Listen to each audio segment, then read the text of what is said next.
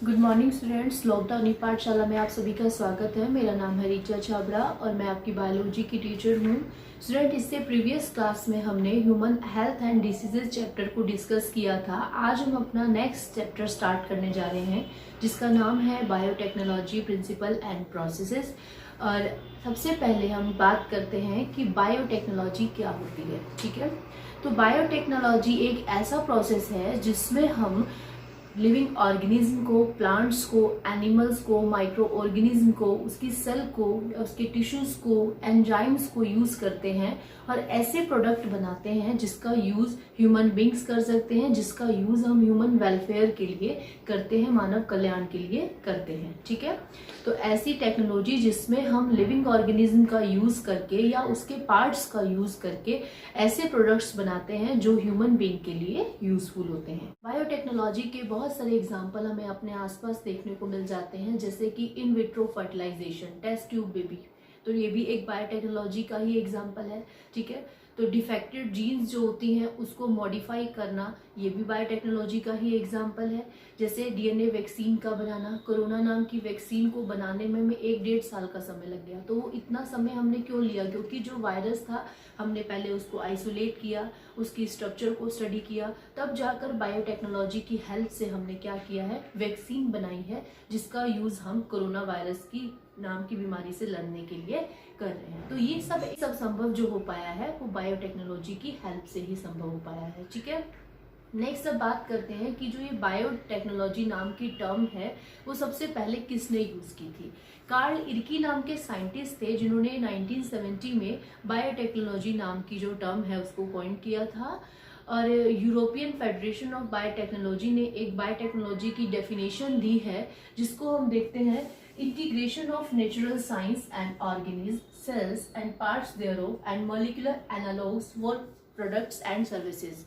कि natural science को और ऑर्गेनिज्म को, उसके सेल्स को, उसके पार्ट्स को यूज करके, उसका इंटीग्रेशन करके ऐसे प्रोडक्ट्स बनाए जाते हैं जिसका यूज हम ह्यूमन बींग्स के लिए करते हैं, वेलफेयर के लिए करते हैं। इसको बायोटेक्नोलॉजी कहते हैं। ठीक है, अब हम बात करते हैं प्रिंसिपल्स ऑफ बायोटेक्नोलॉजी कि बायोटेक्नोलॉजी जो हम यूज कर रहे हैं, ऐसी टेक्निक का यूज कर रहे हैं, उसमें उसके प्रिंसिपल्स क्या हैं। तो बायोटेक्नोलॉजी के 2 प्रिंसिपल्स आते हैं। सबसे पहले उसका आता है principle genetic engineering. Genetic word आते ही आपके दिमाग में क्वेश्चन क्लिक करना चाहिए कि which is related to genetic material, RNA या डीएनए। कि जेनेटिक इंजीनियरिंग एक ऐसी टेक्नोलॉजी है जिसका यूज हम डीएनए या जेनेटिक मटेरियल को अल्टर करने के लिए, उसके नेचर को मॉडिफाई करने के लिए करते हैं। ठीक है, तो ऐसी टेक्नोलॉजी जिसकी वजह से हम डिफेक्टेड जो डीएनए का पार्ट है उसको दूर कर सकते हैं, रिमूव कर सकते हैं, उसके अंदर डिजायरेबल जीन को हम इंट्रोड्यूस कर सकते हैं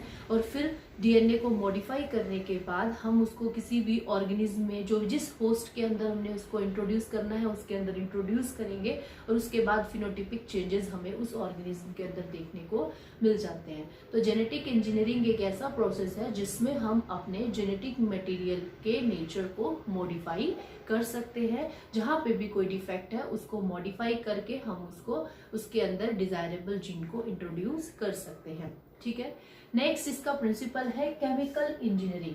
अब एनसीईआरटी में जो टर्म दी गई है बायो प्रोसेस इंजीनियरिंग दी गई है, पहले हम उसके लिए केमिकल इंजीनियरिंग वर्ड यूज कर रहे थे। बायो प्रोसेस इंजीनियरिंग या केमिकल इंजीनियरिंग क्या होती है? इसके अंदर हम क्या करते हैं, मेंटेनेंस करते हैं स्ट्राइल ambience, microbial contamination free condition को हम डेवलप करते हैं। जो भी माइक्रो ऑर्गेनिज्म, जो भी डिजायरेबल माइक्रो ऑर्गेनिज्म है जिसकी मदद से हम ऐसे प्रोडक्ट्स बना सकते हैं जिसका यूज हम ह्यूमन बींग्स के लिए करते हैं, तो हम उस माइक्रोब्स को कल्चर मीडियम में ग्रो कराते हैं और उसके बाद उनसे लार्ज अमाउंट में, लार्ज क्वांटिटी में प्रोडक्ट को ऑब्टेन करते हैं। जैसे कि उनसे हम एंटीबायोटिक्स बना सकते हैं, एंजाइम्स बना सकते हैं, हार्मोन्स बना सकते हैं, वैक्सीन्स बना सकते हैं जिसका यूज हम ह्यूमन बींग्स के लिए करते हैं। ऐसी जो टेक्नोलॉजी है उसको हम बोलते हैं केमिकल इंजीनियरिंग। ठीक है, चलिए उसके बाद हम बात करते हैं कि जो ये जेनेटिक इंजीनियरिंग है, जो इसका यूज हम जेनेटिक मटेरियल को मॉडिफाई करने के लिए, अल्टर करने के लिए, बदलने के लिए प्रयोग करते हैं, तो उसके क्या, उसमें कौन सी टेक्निक्स का हम यूज करते हैं। तो सबसे पहले हम देखते हैं कि formation of recombinant DNA.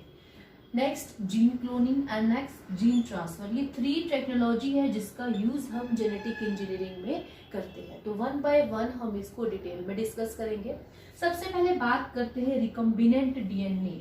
DNA तो जेनेटिक मटेरियल हो गया, रिकम्बिनेंट जिसको दोबारा से कंबाइन करके हमने बनाया है, ऐसा डीएनए बनाना है कि जैसे जो डीएनए है, डीएनए के किसी पार्ट में अगर कोई डिफेक्ट है तो हम उस पार्ट को कट करेंगे और उसकी जगह डिजायरेबल पार्ट को हम ऐड कर देंगे, और ऐड करने के बाद जो नया डीएनए बन जाएगा उसको हम बोल देंगे रिकम्बिनेंट डीएनए, जिसको हमने दोबारा से रिकम्बाइन करके दोबारा से जोड़ करके बनाया है। ऐसे डीएनए को सबसे पहले हम क्या करते हैं, बनाते हैं, और उस डीएनए को फिर हम क्या कर देते हैं, जो हमने रिकम्बिनेंट डीएनए बनाया है उसको हम किसी भी होस्ट के अंदर, जिसके अंदर भी चेंजेस लाना चाह रहे हैं उसके अंदर डाल देते हैं। ठीक है, तो ये जेनेटिक इंजीनियरिंग में सबसे पहला प्रोसेस ही होता है फॉर्मेशन ऑफ रिकम्बिनेंट डीएनए, कि डीएनए को कंबाइन करके दोबारा से कंबाइन करके बनाना, उसके डिफेक्टेड पार्ट को कट कर देना और उसकी जगह डिजायरेबल पार्ट को, जो भी उसका अच्छा पार्ट है उसको ऐड कर देना, और उसको ऐड करने के बाद जो नया डीएनए बना है उसको हम बोलते हैं रिकम्बिनेंट डीएनए। ठीक है, नेक्स्ट आता है जीन क्लोनिंग। अगर हम बात करते हैं क्लोनिंग का क्या मतलब होता है, क्लोनिंग का मतलब होता है फॉर्मेशन ऑफ मल्टीपल कॉपीज, कि बहुत सारी कॉपीज का बनाना, सेम टू सेम वैसी ही बहुत सारी कॉपीज का जो बनाना होता है उसको बोलते हैं क्लोनिंग। ठीक है, तो जो हमने रिकम्बिनेंट डीएनए बनाया, ठीक है, अब हमने उसको क्या किया, किसी होस्ट के अंदर डाल दिया। ठीक है, तो ये जो रिकम्बिनेंट डीएनए है आपने इसको लैब में तैयार किया, अब वहां तो ये मल्टीप्लाई नहीं करेगा, अपनी बहुत सारी कॉपी नहीं बनाएगा। आपने क्या किया, उस रिकम्बिनेंट डीएनए को किसी होस्ट के अंदर इंट्रोड्यूस करा दिया। जैसे ही आपने उसको किसी होस्ट के अंदर इंट्रोड्यूस कराया, और इंट्रोड्यूस कराने के बाद वो उस ऑर्गेनिज्म के क्रोमोसोम वाले डीएनए के साथ जाके मिल गया, और क्रोमोसोम के अंदर जाकर मिल गया तो उस क्रोमोसोम के अंदर एक पर्टिकुलर साइट होती है जिसको बोलते हैं ओरिजिन ऑफ रेप्लिकेशन, जहां से रेप्लिकेशन स्टार्ट होता है, डीएनए डबल होना स्टार्ट होता है, डीएनए अपने आप को मल्टीप्लाई करता है। भाई कोई डीएनए का पार्ट डिफेक्टेड था, आपने उसको चेंज किया, चेंज करने के बाद दोबारा से उस ऑर्गेनिज्म में डाल दिया, जब तक वो अपनी बहुत सारी कॉपी नहीं बनाएगा तब तक तो वो अपना रिजल्ट नहीं दिखा पाएगा। अब खाली एक डीएनए को आपने बाहर निकाला और उसको आपने छोड़ दिया तो अकेला तो कुछ नहीं कर पाएगा। तो पहले जब आप उसको होस्ट में डाल रहे हो तो होस्ट में जाके उसको बहुत सारी कॉपी बनानी पड़ेंगी, जब वो बहुत सारी कॉपी बनाएगा तभी तो जाके रिजल्ट दे पाएगा। तो बहुत सारी कॉपी बनाने के लिए वो क्या करता है, जैसे आपने उसको होस्ट के अंदर डाला तो वो उसके क्रोमोसोम के डीएनए के साथ अलाइन हो जाता है, और अलाइन होने के बाद क्रोमोसोम के डीएनए में एक साइट होती है, स्पेसिफिक साइट होती है जिसको हम बोलते हैं ओरिजिन ऑफ रेप्लिकेशन। ठीक है, जहां से रेप्लिकेशन विगुणन होना स्टार्ट हो जाता है, डीएनए अपने आप को मल्टीप्लाई कराना स्टार्ट कर देता है, जिसकी मदद से हमें बहुत सारे जो पॉजिटिव रिजल्ट है देखने को मिल जाते हैं। ठीक है, जैसे एक ये सेल है, सेल के अंदर ये न्यूक्लियस है। ठीक है, न्यूक्लियस में ये हमारा क्रोमोसोमल डीएनए रखा हुआ है। ठीक है, आपने क्या किया, ये जो आपका डीएनए है, आपने जो डिजायरेबल डीएनए है इसके अंदर इंट्रोड्यूस करा दिया। इसके बाद इंट्रोड्यूस कराने के बाद ये जो डीएनए है वो इसके अंदर चला जाएगा, इस क्रोमोसोमल डीएनए के साथ मिल जाएगा। इस क्रोमोसोमल डीएनए पे एक पर्टिकुलर साइट है जिसको हम ओरिजिन ऑफ रेप्लिकेशन बोलते हैं।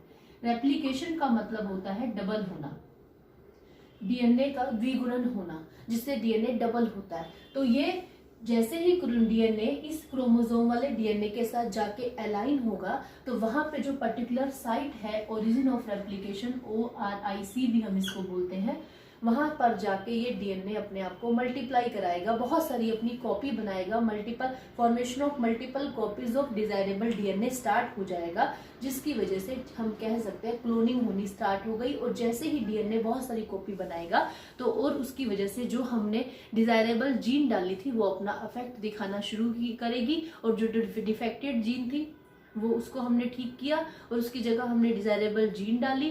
अब उसको आपने होस्ट के अंदर इंट्रोड्यूस किया, उसने जाके अपनी बहुत सारी कॉपी बनाई, और कॉपी बनाने के बाद उसके अच्छे रिजल्ट्स हमें देखने को मिल जाते हैं। नेक्स्ट आता है जीन ट्रांसफर। ये जो आपने डिजायरेबल डीएनए था, ये जो फॉरेन डीएनए था, आपने डिजायरेबल डीएनए जो आपने किसी होस्ट के अंदर डाला है, तो ये जो ट्रांसफर किया है, ट्रांसफर करना कैसे ट्रांसफर किया, कैसे आपने जीन को ट्रांसफर करके इसको इसमें डाला। तो जीन को ट्रांसफर करने के लिए, इस डिजायरेबल डीएनए को ट्रांसफर करने के लिए एक वेक्टर की नीड होती है। वेक्टर की नीड होती है, किसी का सहारा चाहिए जिसकी वजह से आप इस फॉरेन डीएनए को एक होस्ट से दूसरे होस्ट में डाल सकते हो। तो ये जो वेक्टर है ये कौन हो सकते हैं। वेक्टर आपका सबसे पहले जो रिकम्बिनेंट डीएनए बनाया गया था, कोहेन एंड बॉयर नाम का साइंटिस्ट थे जिन्होंने सबसे पहले आर्टिफिशियल रिकम्बिनेंट डीएनए बनाया था। वो बनाया था एक बैक्टीरिया है साल्मोनेला टाइफीम्यूरियम, उसके प्लाज्मिड से सबसे पहले हमने रिकम्बिनेंट डीएनए बनाया। रिकम्बिनेंट डीएनए बना लिया और उसके बाद उसको एक दूसरा बैक्टीरिया था ई कोलाई नाम का, उसके अंदर इंट्रोड्यूस करा दिया। तो ये जो सबसे पहले आर्टिफिशियल रिकम्बिनेंट डीएनए बना था 1972 में, कोहेन एंड बॉयर नाम के साइंटिस्ट थे जिन्होंने साल्मोनेला टाइफीम्यूरियम नाम के बैक्टीरिया के प्लाज्मिड से सबसे पहले रिकम्बिनेंट डीएनए बनाया। तो सबसे पहले हम बात करते हैं कि प्लाज्मिड क्या होता है, जिसकी वजह से हम रिकम्बिनेंट डीएनए टेक्नोलॉजी देख पा रहे हैं, जिसकी वजह से हमें सबसे पहले रिकम्बिनेंट डीएनए बना पाए थे। तो बैक्टीरिया के अंदर इंपॉर्टेंट डिस्कवरी में से सबसे अच्छा जो हमें देखने को मिलता है वो है प्लाज्मिड। ये मान लीजिए एक बैक्टीरिया है, ठीक है। बैक्टीरिया के अंदर भी एक डीएनए होता है, क्रोमोसोमल डीएनए, एक क्रोमोसोम है जिसमें डीएनए सिचुएटेड है। बैक्टीरिया के अंदर सबसे इंपॉर्टेंट डिस्कवरी में आता है प्लाज्मिड, तो उसके अंदर एक प्लाज्मिड रहता है। क्वेश्चन आता है कि प्लाज्मिड क्या है। प्लाज्मिड एक एक्स्ट्रा क्रोमोसोमल डीएनए है। इस क्रोमोसोम के अलावा बैक्टीरिया के अंदर एक एक्स्ट्रा क्रोमोसोमल डीएनए रहता है जिसको हम बोलते हैं प्लाज्मिड, ठीक है। और जिसके अंदर ऑटोनोमस रेप्लिकेशन की क्या होती है, कैपेसिटी होती है, जो अपने आप को अपने से ही रेप्लिकेट करा सकता है। उसको किसी भी एंजाइम की या किसी होस्ट के एंजाइम की नीड नहीं है। उसके अंदर इतनी कैपेसिटी है कि अगर ये अकेला है तो अकेला ही अपने आप को क्या कराता रहेगा, रेप्लिकेट कराता रहेगा। तो ये प्लाज्मिड जो है बैक्टीरिया की इंपॉर्टेंट डिस्कवरी में आता है, जिसको एज ए वेक्टर की तरह हम यूज करते हैं, जिसकी सहायता से हम जीन को ट्रांसफर करते हैं। और सबसे पहले आर्टिफिशियल रिकम्बिनेंट डीएनए जो था इसी प्लाज्मिड से बनाया गया था। और इस बैक्टीरिया को जो हमने यूज किया था उसका नाम था साल्मोनेला टाइफीम्यूरियम। हमने क्या किया, ये जो साल्मोनेला टाइफीम्यूरियम का प्लाज्मिड था, हमने इसको देखा, हमने देखा इसका ये जो डीएनए का पार्ट है, इसके अंदर ये जो डीएनए का पार्ट है इसमें एंटीबायोटिक रेजिस्टेंस जीन है। एंटीबायोटिक रेजिस्टेंस जीन का मतलब है ऐसी जीन है इस प्लाज्मिड के इस डीएनए के पार्ट में कि जिस पर उस नाम की एंटीबायोटिक का कोई असर नहीं होता है। मान लीजिए ये प्लाज्मिड था, इसमें यहाँ पे दो जीन लगी हुई थी। एक जीन थी टेट्रासाइक्लिन रेजिस्टेंस जीन और दूसरी जो जीन थी हमारी होस्टासाइक्लिन रेजिस्टेंस जीन थी। तो हमने ये जो पार्ट था हमने इसको कट कर लिया और हमने क्या किया, इस पार्ट को, डीएनए के इस पार्ट को निकाल लिया, ठीक है। तो ये जो हमने डीएनए के पार्ट को डीएनए को कट किया है, इस सबसे पहले साल्मोनेला टाइफीम्यूरियम नाम के बैक्टीरिया के प्लाज्मिड से हमने डीएनए को कट किया, जिसमें एंटीबायोटिक रेजिस्टेंस जीन थी। जिस एंटीबायोटिक रेजिस्टेंस जीन्स का मतलब होता है उस एंटीबायोटिक के लिए उसके अंदर रेजिस्टेंस है, जिसकी वजह से उस एंटीबायोटिक का उस पर कोई असर नहीं होता है। अगर साल्मोनेला को हमने टेट्रासाइक्लिन नाम का एंटीबायोटिक दे दिया तो उस पर कोई असर नहीं होगा, क्योंकि उसके अंदर टेट्रासाइक्लिक रेजिस्टेंस जीन पहले से ही प्रेजेंट है। तो हमें लगा कि जो ई कोलाई नाम का बैक्टीरिया है इसमें ऐसी कोई जीन नहीं है।